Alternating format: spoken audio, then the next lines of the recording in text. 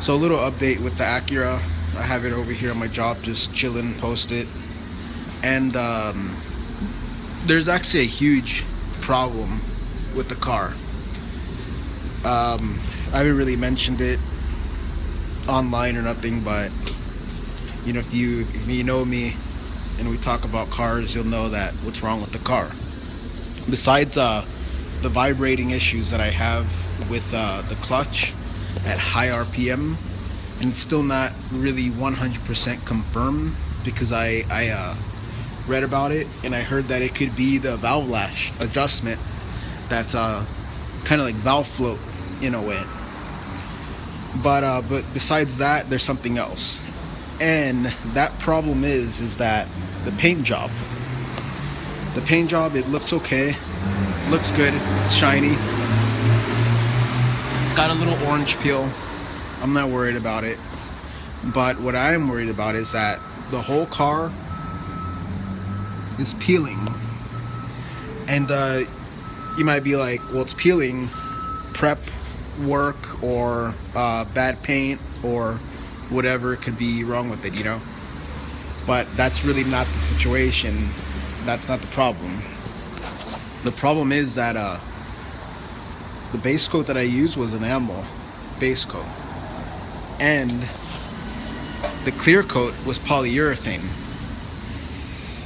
And I read online before I did everything, a little DIY paint job, and those two are not compatible together. You cannot put polyurethane over enamel. It'll just flake right off at a car wash.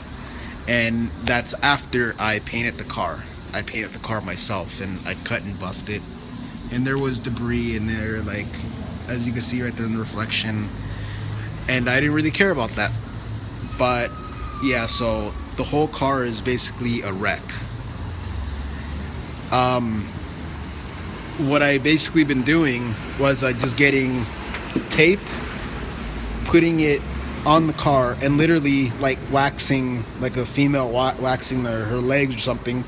Just take off the strip and it'll peel off the clear coat right off. And I've actually gotten started right here, as you can see. All this right here, I just took it off basically with tape. Just put a piece of tape, take it right off, and that's base coat right there. So besides that, everything's good with the car. Excellent car, quick car, good gas mileage. If you know these cars, and you know what they're about, and very fun to drive. So I'm actually gonna get started in taking this clear coat off. Believe it or not, everything, just strip it off, and I'm gonna have a guy paint it. Yeah, I'm gonna have a guy paint it. He's gonna just basically DA the whole car down, fix any little dents in the car, and primer it and paint it, clear it. I'm gonna ask for extra clear coat, and then I'm gonna do a cut and buff. And yeah, so I'm gonna get the car professionally repainted, so it's gonna look pretty good, and it's gonna last, and it's gonna be a good finish on it, an actual paint job instead of just this. Because when I did the car, I was very satisfied, but then once I started like noticing that it was just chipping, it was just a big ass downer, and it's kind of made the motivation of repairing the car. I didn't want to make a repair. I didn't want to do anything with the car because I was like, man, that's a waste of time if it's just gonna look like crap, and I already wasted money on doing this. So yeah, so that's just a quick little update. But besides that, everything's good, and I'll try and update you guys more on this car. Oh, and this hood, it had a million dents, and I tried doing my best at it. As you can see right there, there's a lot of more little dents, and it's wavy. So I'm just gonna go ahead and replace the hood, and I already replaced the front bumper, an OEM front bumper. I'm gonna find an OEM hood that's like dent free, and I'm also going to replace the rear bumper because I actually have some body filler in there, and I just don't want anything like chipping off or any doubts, and just have it all resprayed with a new rear bumper hood and the front bumpers on there. Well, yeah, so if you like these videos of updates or whatever, just please like and subscribe, and yeah, I'll keep you posted on more information. Alright, so I started to strip off the clear coat off of the fender, but I found a little easier way. It's basically with the compressed air and a blower, and if you see that it's chipping, just go with air, and that's the disaster I'm talking about.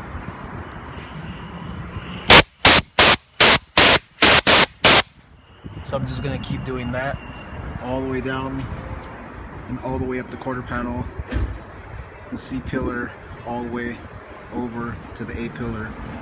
And the hood, I'm not even gonna bother with it, because like I said, I'm gonna just replace it. So this is the ultimate disaster of the car.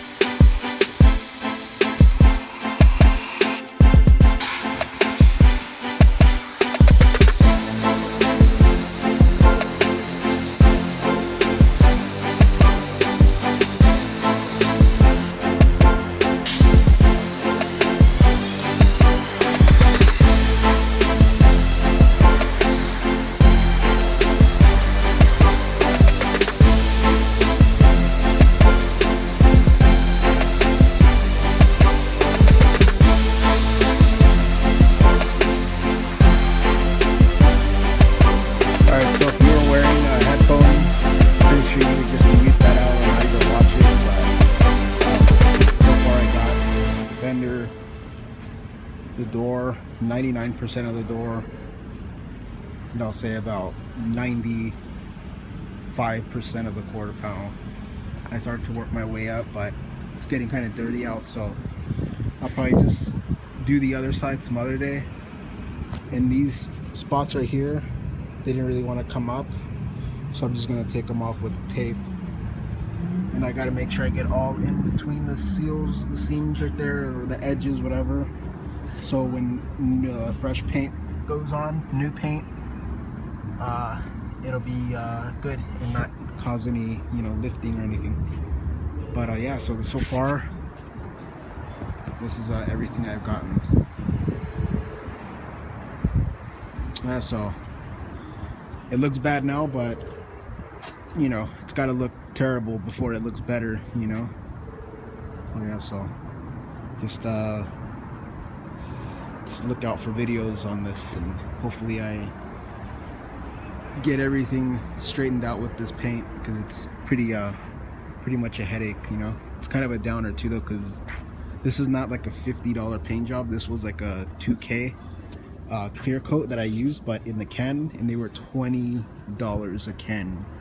So I used about $250, around $250 worth of clear, or $260 or $240, and that's not even counting all the base coat and all the primer. But yeah, I should have just done more research, but you live and you learn. I know body work, but I'm really not like a painter and stuff like that, so now I gotta get all these chips of paint off. And yeah, so stay tuned for the next episode on this.